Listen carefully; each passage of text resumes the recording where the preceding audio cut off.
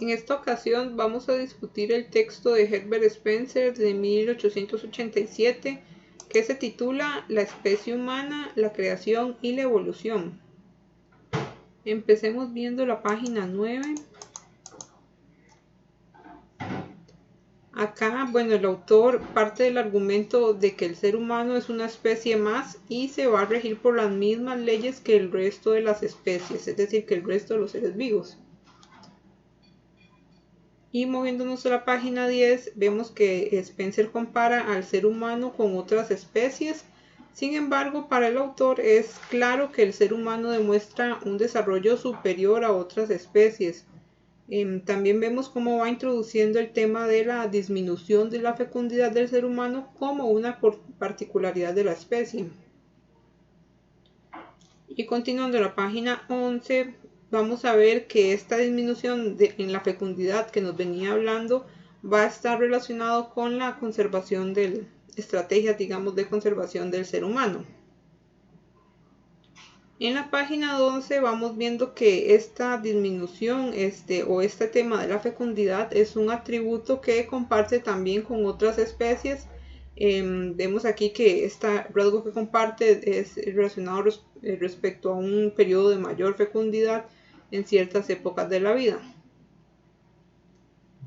Y en la página 13, continuando con este tema de la fecundidad, es importante notar el énfasis generalizador de Spencer. Vemos que el ser humano se comporta igual que otras especies animales y se rige por las mismas leyes biológicas. Además, vemos que esto aplica para todos los seres humanos por igual. En la página 14 podemos notar que de un aspecto generalizador que plantea Spencer inicialmente pasa a un tema igual también generalizador pero en un menor grado. Vemos cómo nos habla de que todos los seres humanos tienen un grado de desarrollo cerebral, pero esto puede variar según la raza. Es importante señalar que, como vamos a ver en siguientes clases, estos argumentos fueron principalmente apoyados por otros especialistas, más que todo del área de la antropología física, y para eso vamos a ver algunos trabajos de Morton respecto a mediciones de cráneos. También es interesante que noten a partir de la lectura de Spencer cómo estas variaciones entre las razas van a estar vinculadas con variables ambientales. Por lo tanto, vemos que el desarrollo de los seres humanos va a estar limitado por su ambiente. Pero continuemos en la página 17. Aquí el autor nos va mencionando que, o más bien vamos viendo cómo varios de los elementos que se venían comentando al inicio van entrelazándose todavía más en la discusión que él plantea. Todo esto para ir sustentando su propuesta principal, que es respecto a la concepción del ser humano como otro animal más de los seres vivos. Y por lo tanto, como otro animal u otra especie de los seres vivos va a depender completamente del ambiente y esto también pues va a influir en la reproducción de los seres humanos. Para esto vemos un planteamiento que él va retomando a lo largo de los ensayos que plantea. Vemos que él sugiere que un ambiente rico en recursos va a ofrecer una mejor nutrición y por lo tanto un mejor abastecimiento a la demanda energética de los seres humanos, y esto va a influir directamente en mejores niveles de fecundidad. Entre las páginas 18 y 23, pues él va a ir apoyando este planteamiento a partir de ejemplos en sociedades africanas inicialmente, y luego pasa a ejemplificar esto a partir de sociedades europeas. Pero continuemos en la página 24. Vemos que a partir de estos ejemplos que él va mencionando, a partir de estos ejemplos que va mencionando respecto a los niveles de fecundidad, Spencer plantea que las poblaciones con altos niveles de fecundidad se van a caracterizar por un bajo gasto energético en la búsqueda de recursos, ya que los ambientes en los que habitan son abundantes en recursos alimenticios. Lo importante de ir reflexionando es que la propuesta de Spencer aborda planteamientos chocantes para la época. Vemos que los textos bíblicos van a respaldar un origen de los seres humanos distanciado de los seres vivos. Y recuerden, contextualizando todo eso, que desde el siglo XVIII los intelectuales de esta época cuestionaron y debatieron fuertemente las formas tradicionales de conocimiento basadas en la Biblia. Desde las páginas 24 a la 28 vamos a ver una respuesta de Spencer hacia una tesis planteada por Doubleday, que se opone a los planteamientos que Spencer viene desarrollando respecto a la fecundidad en los seres humanos. Por lo tanto, la propuesta de Doubleday lo que va a detallar es que los incrementos de fecundidad son producto de restricciones alimenticias, contrario a lo que propone Spencer. Y por lo tanto, Doubleday plantea que los estados de abundancia van a causar una tasa de fecundidad más lenta, que finalmente pues pondrá en riesgo la preservación de la especie. Sin embargo, a lo largo del texto que Spencer desarrolla, vamos a ver cómo pues contradice estos planteamientos de Doubleday. Pero ahora brinquemos a la página 29. Vemos que desde las páginas 29 a la 33, Spencer sostiene la idea de que el exceso de gasto energético corporal o exceso de gasto energético mental no puede compensarse con alimentos, va a producir un menor grado de fecundidad. Y para esto pues él va ofreciendo varios ejemplos. Él señala varios ejemplos respecto a comparaciones entre mujeres de clases sociales distintas. Mientras que en la página 34, todos estos planteamientos que él viene desarrollando sobre la fecundidad parece influir más respecto al caso de las mujeres. Es decir, la fecundidad, estas variables de disponibilidad de alimentos para cubrir los gastos energéticos va a influir más en el caso de la fecundidad de las mujeres. Sin embargo, también parece que puede afectar a los hombres, aunque no hay evidencia que respalde esta idea.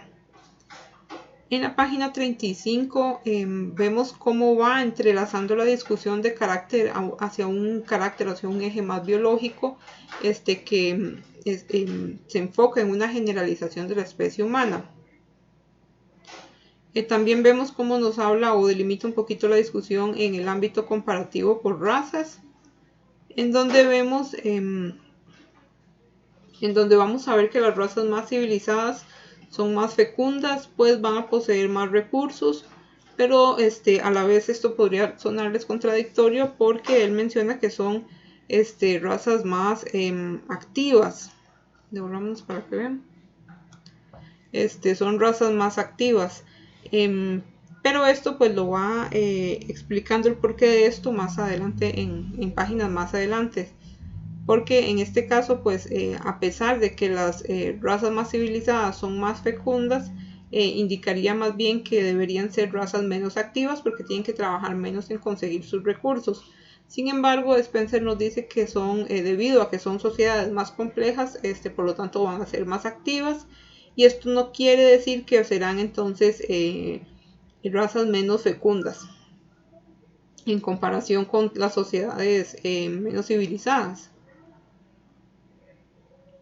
En la página 36 vamos viendo que para refutar este planteamiento, Spencer utiliza una analogía entre animales domésticos y animales silvestres, en donde los animales domésticos representarían a las sociedades civilizadas y los animales silvestres representarían a las sociedades salvajes.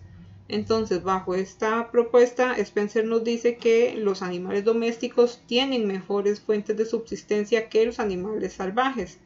Es decir, tienen más y mejores recursos para compensar la demanda energética. Por lo tanto, inferimos de la propuesta de la explicación de Spencer que las sociedades civilizadas, a pesar de ser más activas, tienen mejores recursos y tienen más recursos en comparación con las sociedades salvajes, y esto va a influir en los niveles de fecundidad.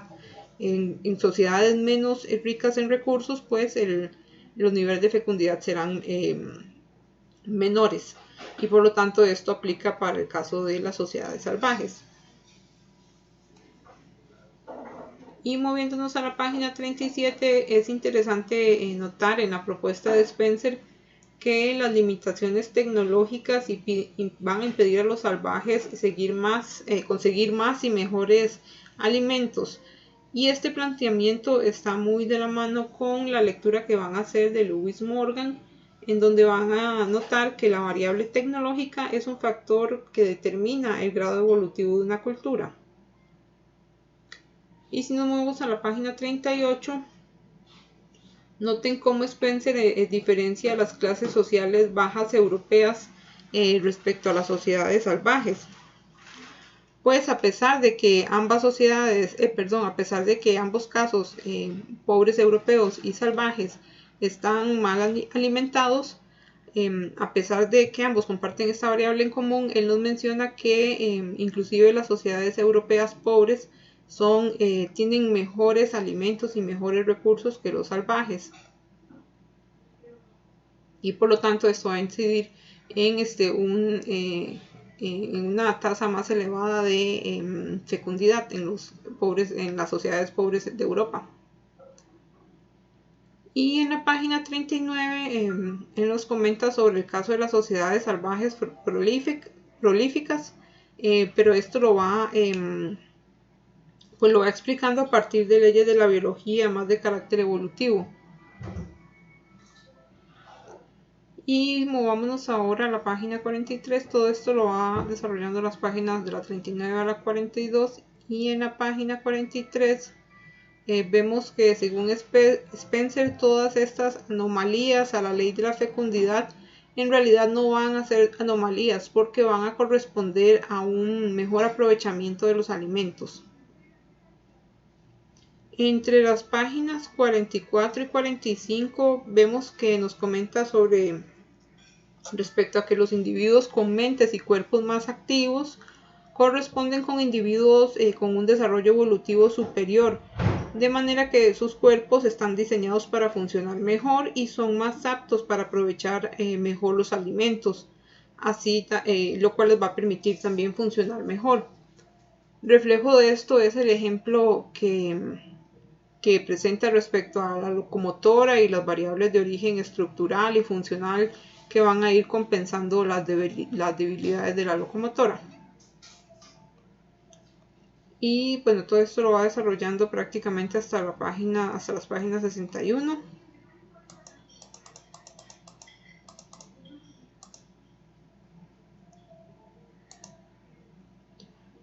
En las páginas 61, de la 61 a la 63, es importante notar que, Spencer ya va cambiando un poquito de temática, y vemos que nuevamente va a cuestionar las formas de conocimiento tradicional y cómo el desarrollo de conocimiento cambia cuando se pone en armonía el conocimiento con las cosas. Así lo plantea él.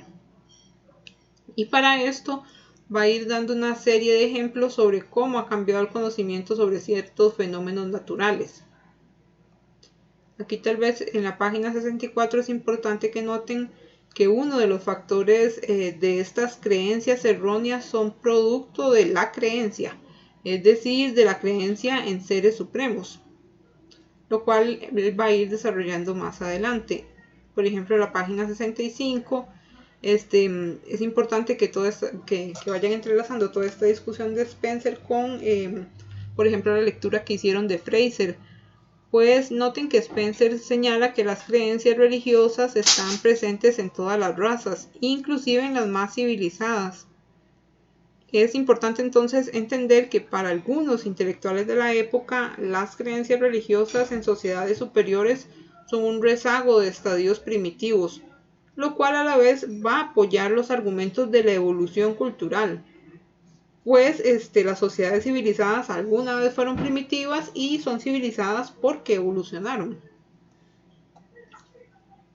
Pero movámonos ahora a la página 66. Observen cómo va desmitificando algunas creencias comunes de la época, creencias que eran de índole religioso. Y en la página 77 también vamos viendo cómo cuestiona la teoría poligenista, es decir, la teoría basada en los múltiples orígenes de la humanidad, la cual también respondía a planteamientos de carácter religioso. Y entre las páginas 68 hasta las 65, hasta las 75, para desmitificar el conocimiento religioso, Spencer va a enfatizar en la falta de pruebas que respalden los argumentos de índole poligenista y por lo tanto de índole religioso. Además, vemos que atribuye este conocimiento erróneo de carácter religioso a una percepción errada sobre la antigüedad de la humanidad. Él nos comenta que no se puede tener noción de los cambios estructurales de la humanidad, ya que los planteamientos religiosos parten del periodo de vida del ser humano únicamente y no de la especie humana en su totalidad. Por el contrario, es preciso, Spencer menciona que es preciso considerar el amplio espectro temporal de la especie humana, y esto va a permitir entender todos los cambios estructurales que ha tenido la humanidad a lo largo del tiempo.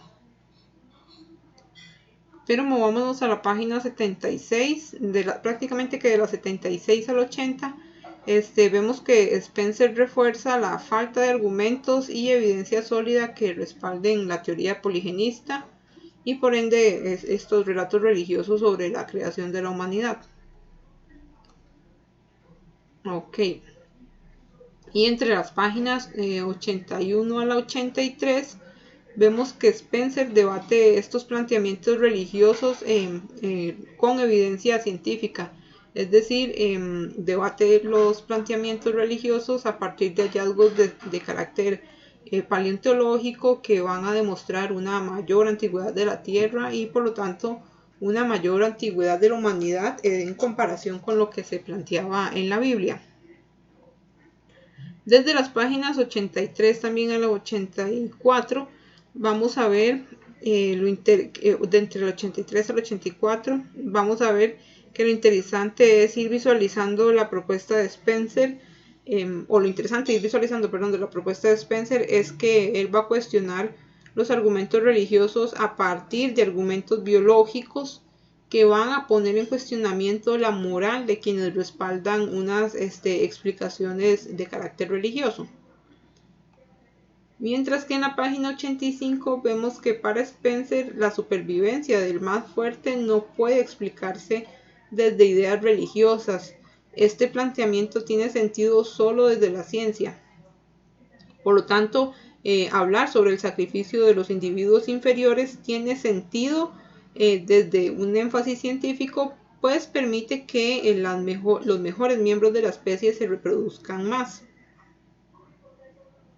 Y entre las páginas del 86 a la 94, pues vamos a ver que Spencer continúa debatiendo estos argumentos religiosos y cuestionando con cierto grado de sarcasmo en sus argumentos los planes divinos de la humanidad. Ok, entonces si nos movemos a la página 95, acá vamos viendo que todo este debate respecto a las explicaciones religiosas fueron desarrolladas para apoyar la tesis principal que quiere desarrollar Spencer, la cual sería que los seres vivos son producto de la evolución. Y para esto él va exponiendo esta tesis en diferentes áreas de conocimiento que respaldan esta teoría de la evolución, ya sea para la Tierra o el universo o inclusive los seres vivos. Vemos en la página 99 que la evolución no aplica solo en términos biológicos, también abarca términos sociales, pues comenta que las sociedades evolucionan y van a evolucionar al igual que los seres humanos evolucionan biológicamente. Por lo tanto, vemos que al igual que los humanos evolucionan de manera biológica, también la cultura va a evolucionar.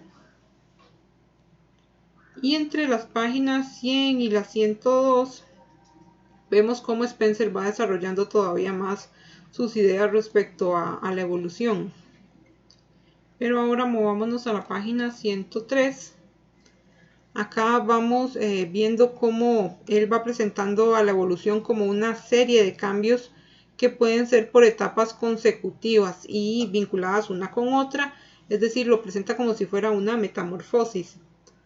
Si bien la etapa, es importante resaltar de la propuesta de Spencer que si bien la etapa más temprana es totalmente diferente a la más tardía, ambas están entrelazadas, es decir, son miembros de una misma serie.